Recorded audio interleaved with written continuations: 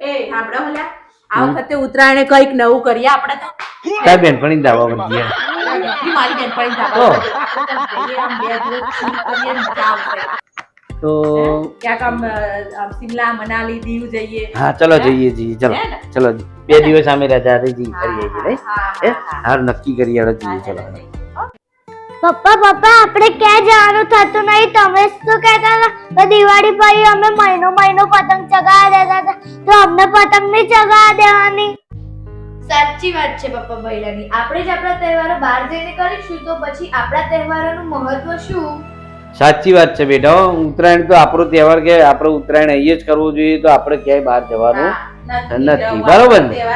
આપણો તહેવાર આપણે અહીંયા જ કરીશું બેટા બસ 2 દિવસ તારા જોડે પતંગ ચગાવીશું બધું કરીશું બરાબર ને અને હા ચાઇના દોરી કે પશુ પક્ષીઓને નુકસાન થાય એવું કોઈ જ કામ આપણે કરવાનું નથી અને બધાને સાચવીને જ ઉત્તરાયણ કરવી 2 દિવસ અને હેપી ઉત્તરાયણ બધાને હેપી ઉત્તરાયણ અને હા મિત્રો તમને બધાને હેપી ઉત્તરાયણ